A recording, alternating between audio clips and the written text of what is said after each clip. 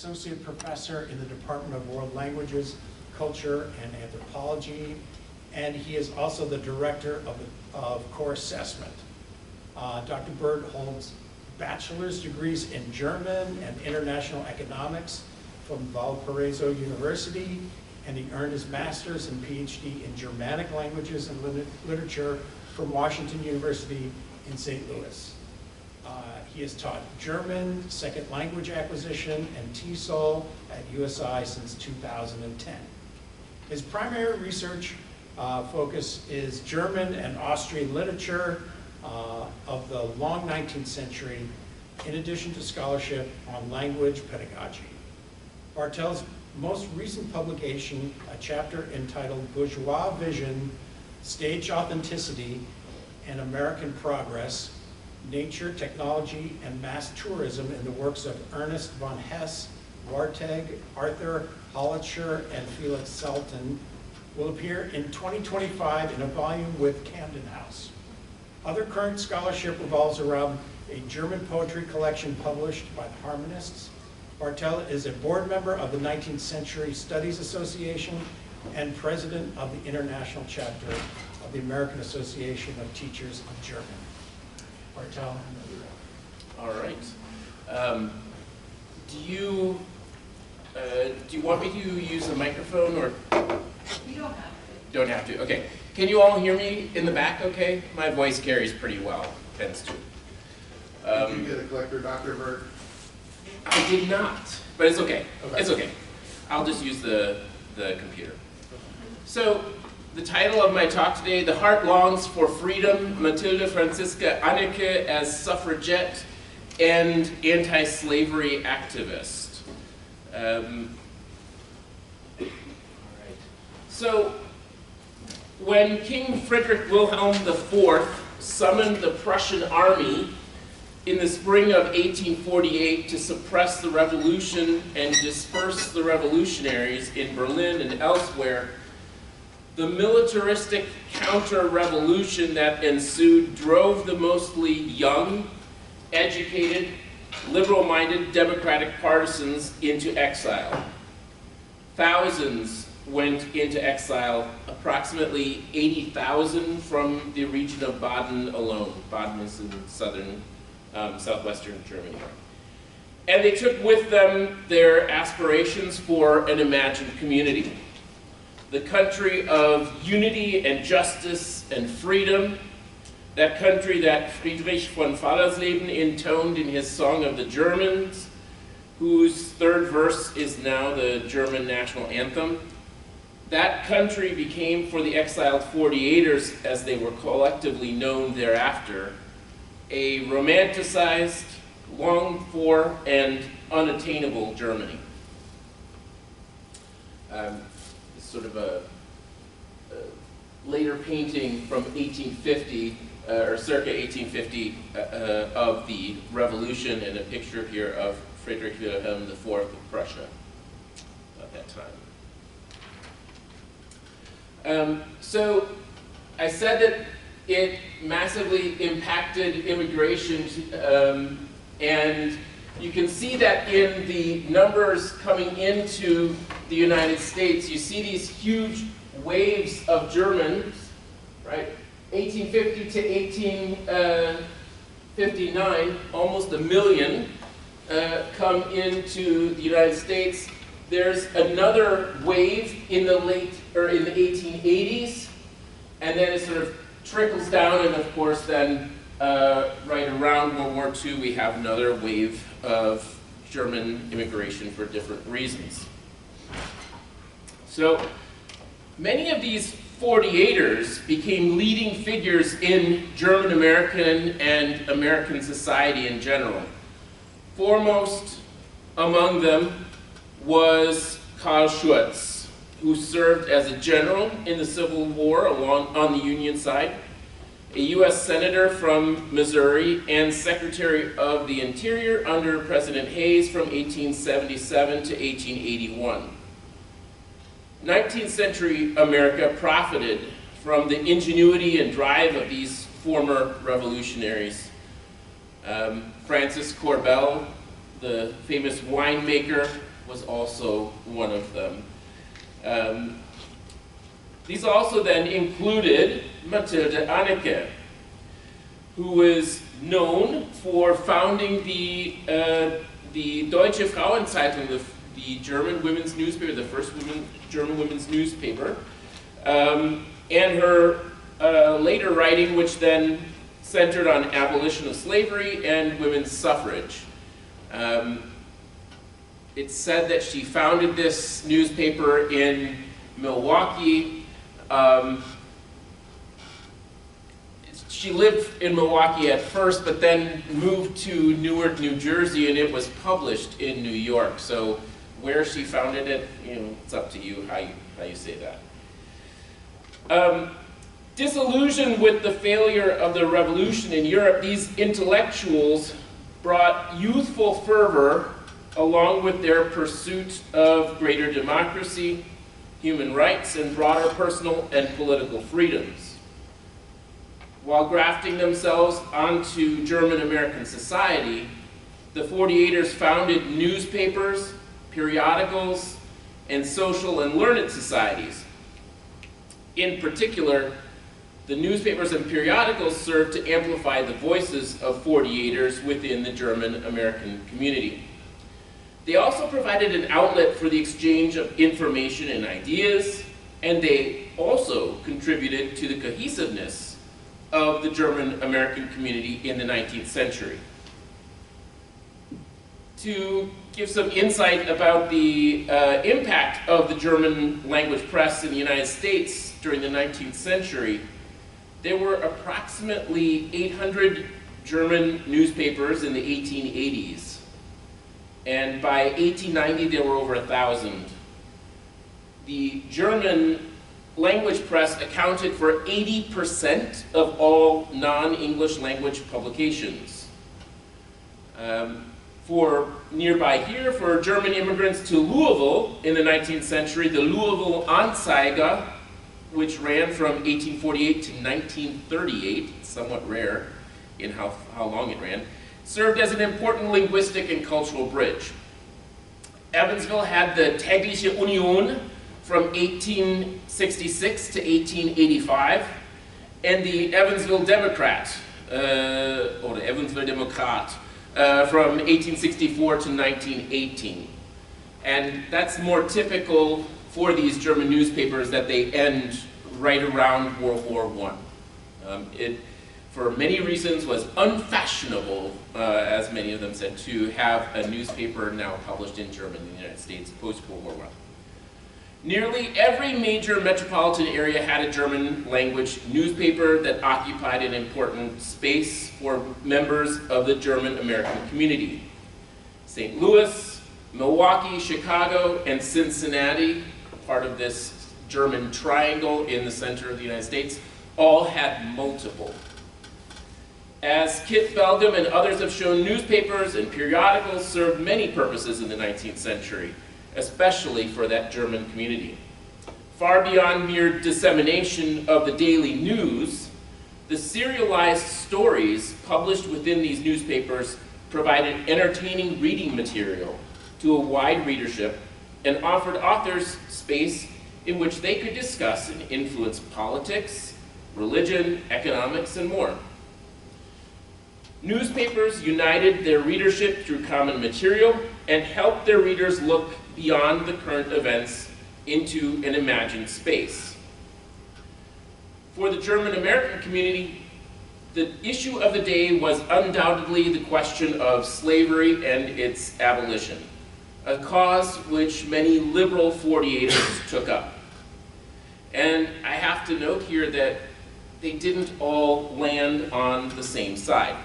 The liberal 48ers tended to land on the abolitionist side, but there was already a large German community in the United States, and there were plenty of them who railed in various outlets against the abolition of slavery. Louisville is a particularly interesting site for this. You had sort of public newspaper fights about this. So in Cincinnati, the for example, the Volksfreund was more democratic, leaning at the time and therefore friendly to slaveholders and traders. The Cincinnati Republikaner, and then eventually the Cincinnati Freie Presse, were more liberal-leaning. In Evansville, Dr. Karl Lauenstein, whose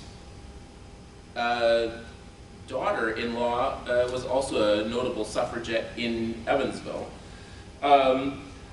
Lauenstein became the publisher of the Evansville Democrat, and before that, though, he was employed at the Cincinnati Volksfreund. Again, I had said that's a more pro-slavery outlet.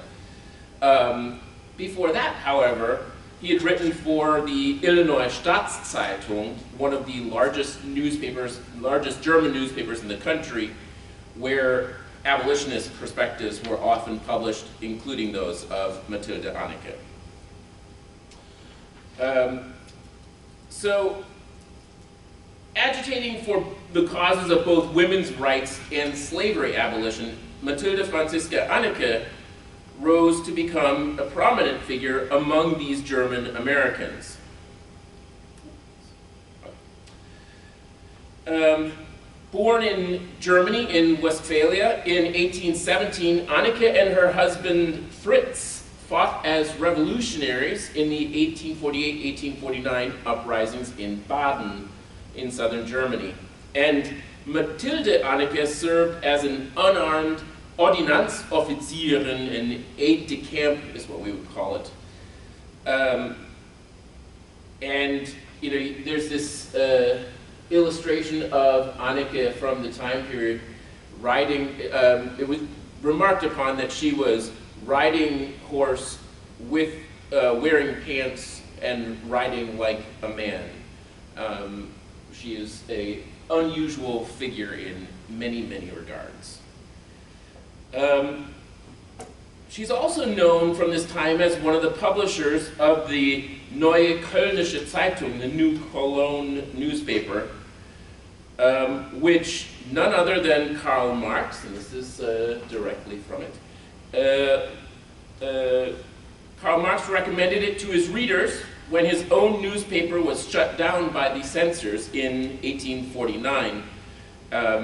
He tells them that, you know, any news reports that should be coming into his newspaper, send them off to the Neue Kölnische. Anneke's newspaper, so this Neue Kölnische, met the same fate. The censors shut it down. And she attempted to circumvent it by founding the Frauenzeitung, which only saw 3 printings before the censors halted its publication.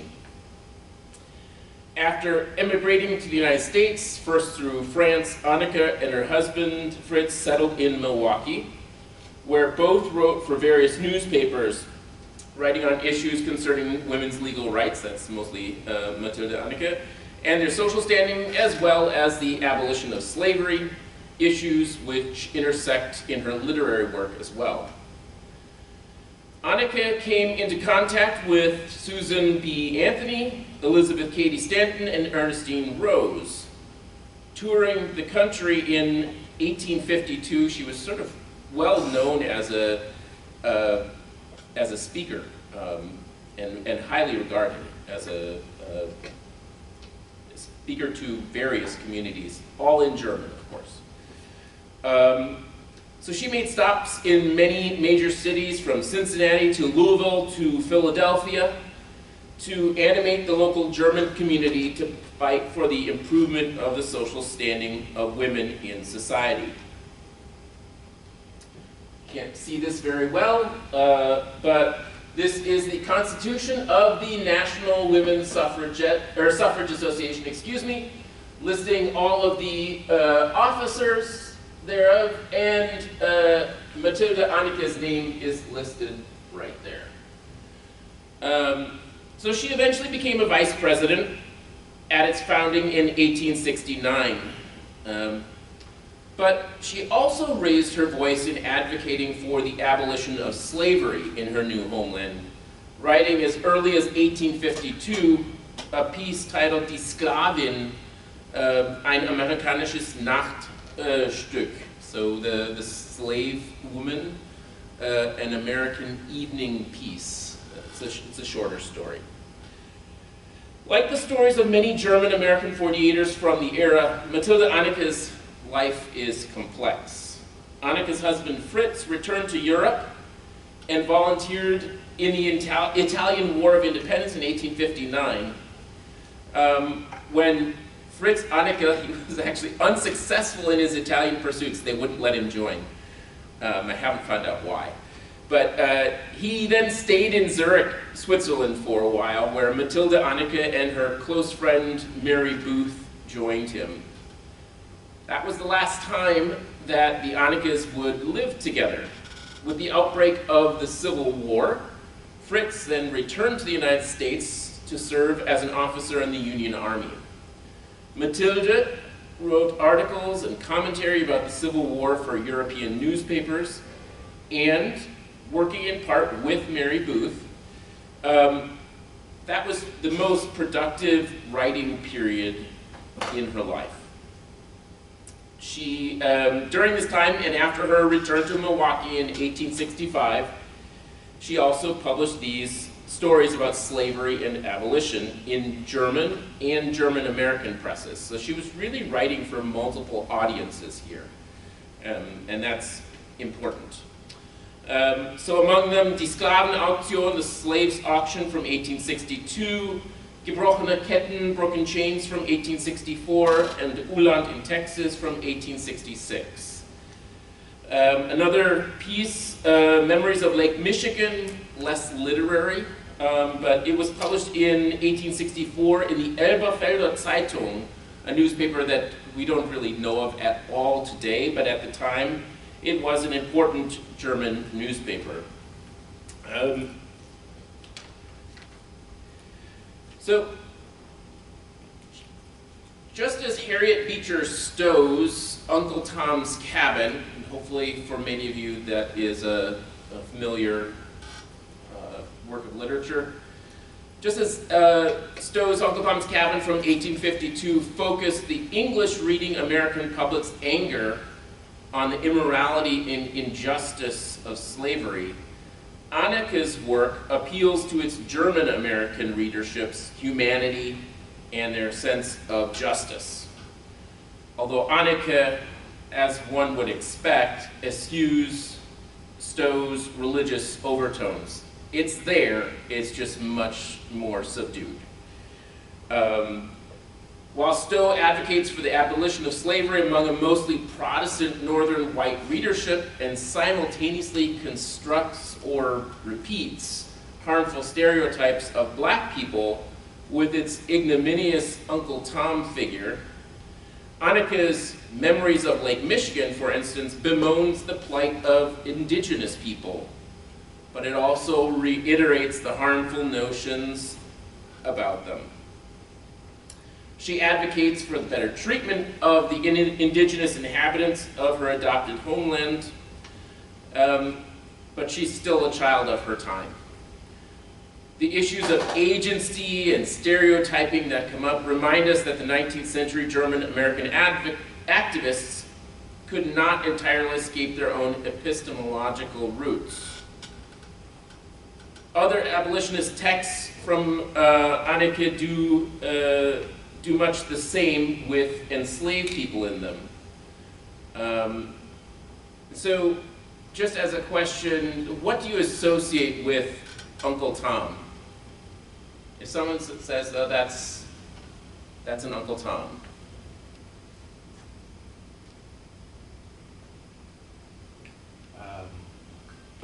Someone of color who is very subservient to sort of a white perspective. Okay, right, and also has a lot of sort of negative stereotypes as well, right? So that comes from Harriet Beecher Stowe's Uncle Tom's Cabin, and in some ways, what Stowe does with African American vernacular of the time Anneke does in her piece Uland in Texas. This is present in others, but it's the clearest here in Uland in Texas. I'll not read the entire thing here, but I have the quote up here. O no Masse, niemals nicht, Cicero mag sein gut genug an seinem Platz, ich will nicht sagen wegen Cicero, aber wer wir sehen den großen schwarzen Buben reiten neben Mrs. Indiani. There are a number of things here that are happening where, you know, the verb is not in its proper spot. And, you know, we could say, oh, that's just a mistake or something, but it's very clearly stylized, right? And it's not true of every enslaved person in the text, right? There are a variety of voices, but it does sort of reiterate this, this stereotype, right? So if Stowe is trying to create an African-American vernacular English, Anneke is doing virtually the very same thing with German. And it's a little bit heavy-handed, you know, there's this figure in here who is actually very well-spoken, speaks in brilliant German, an enslaved person named Cicero, right? So you'd expect him to be well-spoken. This is Remus, who is speaking here, and his brother Romulus. There's a lot of this sort of heavy-handed literary symbolism in there. All right, so I'm going to focus now on Anneke's text, Gebrochene Ketten, Broken Chains, from 1864. I do need to give a little bit of a trigger warning. There are some brutal events in this novel, and yeah, you just need to know about that ahead of time. So, the story portrays a crucial moment in American history, the abolition of slavery in the District of Columbia in 1862. It centers around Lelia, a beautiful young enslaved woman who is loved and treated like a child by her owner, Lady Kingsbury. When Lady Kingsbury dies, her estate is divided between her two children, who argue over the ownership of Lelia. Ms. Randall, Lady Kingsbury's daughter, and, quote, a Southerner through and through, the wife of Colonel Randall of a Virginia regiment, she believes that her mother had pampered her slaves. And she tells Lelia, quote, if you don't perform in a good orderly fashion, you'll be punished. Indeed, according to the novel, it's Miss Randall's treatment that brings about Lelia's realization. With folded hands, she stood there, the very picture of despair. Oh, a slave. She a slave? Never in her life had anyone dared to say this accursed word aloud about her. No one had ever called her that. It never occurred to her that the dark fate of slavery, with all its terrors, all its grief and sorrow, rested upon her. Now it stood before her, a slave, a slave. She struggled as if in the agonies of torture. So modern readers recoil at Anneke's failure to consider one of the central aspects of slavery, namely the loss of freedom and self-determination. The idea that she wouldn't know she's a slave is ridiculous. And any young woman in Lelia's position would have felt that. Anneke is, as I said, a child of her time. This lack of freedom does become apparent in the novel when we encounter Alan Kingsbury, Lady Kingsbury's son, as he imposes himself upon Lelia. The brutality ensues. Why in such a hurry, you little apple of my eye? Mr. Kingsbury called out as he stepped into her way and threw his arm around her. Mustn't be fearful. While Lelia blushes and trembles and struggles to free herself, Alan continues, quote, you certainly are a sweet child, a little rascal, I want to take you along to Washington and make you my lover. No one in the whole city will have a prettier one. From now on, you belong to me, just so you know. You'll have it really good with me. Don't need to work. Wear the finest, prettiest clothes. You'd like that now, wouldn't you, Lelia? Come on now, look at me and call me your master. Allen's aggressive and depraved advances remind the reader of one of two central intersecting injustices in Anneke's writing: the treatment of women as second class in contemporary society, and the dehumanizing nature of slavery. As a symbol of both, a metonymic symbol of both, Lelia underscores the debasement inherent in the institution of slavery and the misogyny present in 19th century society. When Mrs. Randall and Allen Kingsbury cannot come to an agreement on the division of their mother's estate, they're fighting over Lelia, right? They decide to auction the property, including the enslaved men, women, and children.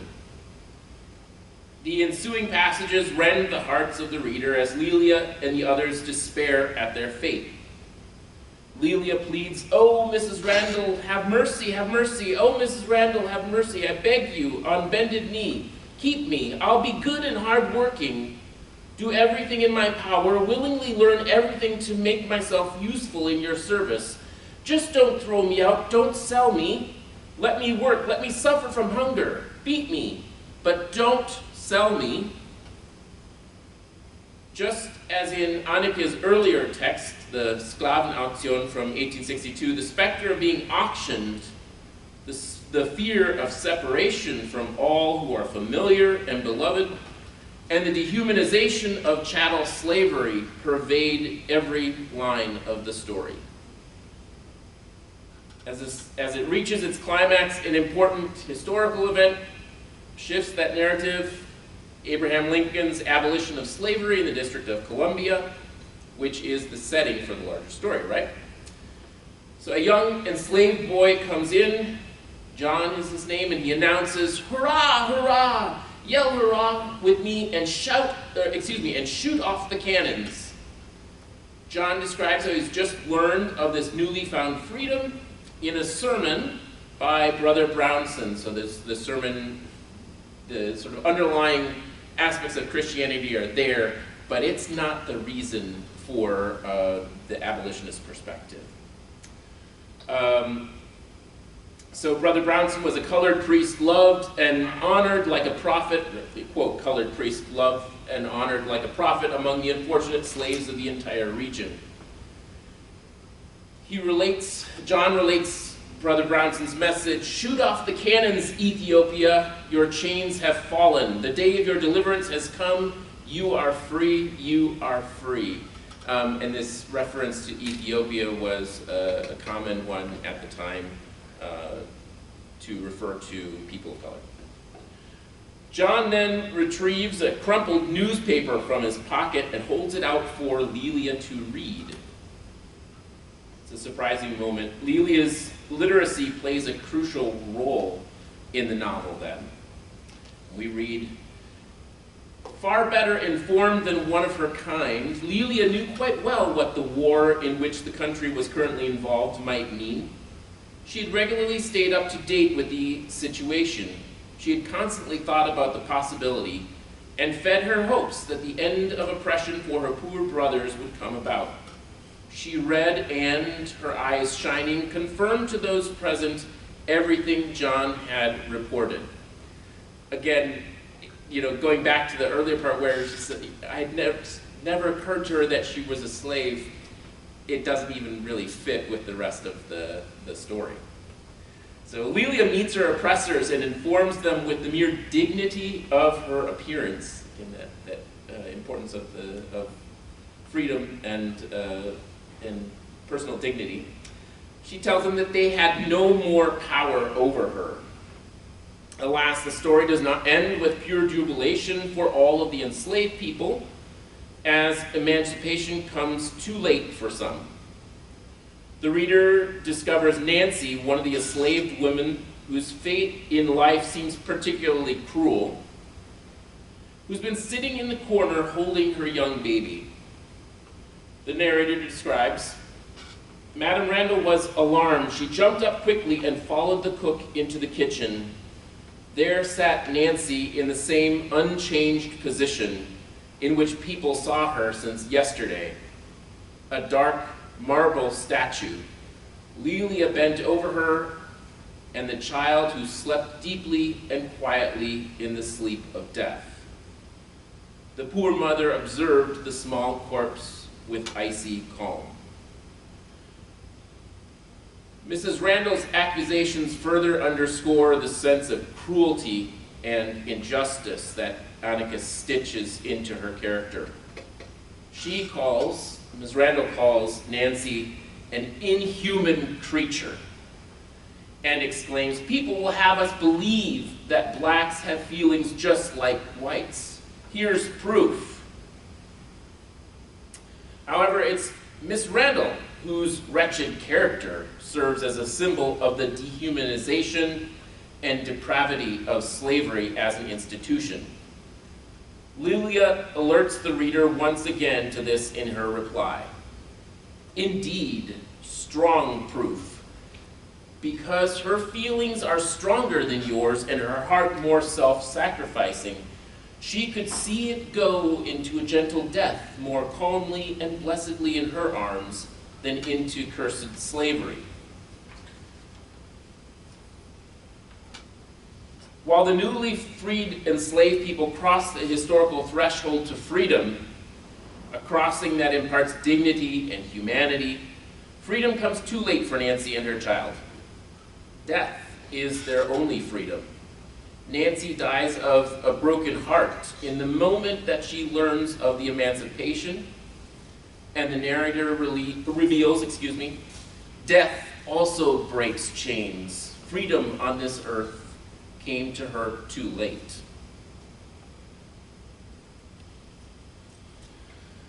So, Anneke's heart-wrenching stories of slavery and emancipation explore the intersection of slavery abolition and the pursuit of equality for women.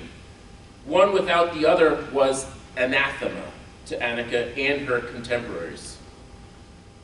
We note that Anneke, along with, and I didn't know this before researching for this paper, Anneke, along with Susan B. Anthony and Elizabeth Cady Stanton, opposed the passage of the 15th Amendment because it did not grant equality of freedom to everyone, including women. She could not stand by as one group of oppressed individuals gained dignity they deserved and ignore the inequities inherent in a system that denied 50% of the population a voice. So remember that she's doing a lot of this writing, especially the anti-slavery pieces, in Switzerland. Right? She then returned to the United States, to Milwaukee, and founded a German school for young women, which she ran until her death in 1884. It's there that she continued her dedication to the enlightenment and education of the daughters of the 48ers, alongside other German-American children. An unusual school, the Milwaukee Töchter Institute, the Milwaukee Daughters Institute, as it was known, it offered the same curriculum of sciences and humanities to women that was afforded to young men at the time. Very unusual for the 19th century. Unfortunately, Mathilde Franziska Anneke, a prominent German-American female of the 19th century, has gained relatively little attention, neither as an historical figure nor as an author. I said was known at the time as a speaker. She was also well known as a theater critic at the time, but she was not remembered for her writing. And that's likely due to the fact that she continued to speak and write in German, never fully assimilating into English language American society. With the outbreak of World War I in the 20th century and the rapid decline of German language culture in the United States, Anneke slipped into the gauzy haze of history, and her stories of slavery and emancipation faded as well. So, that's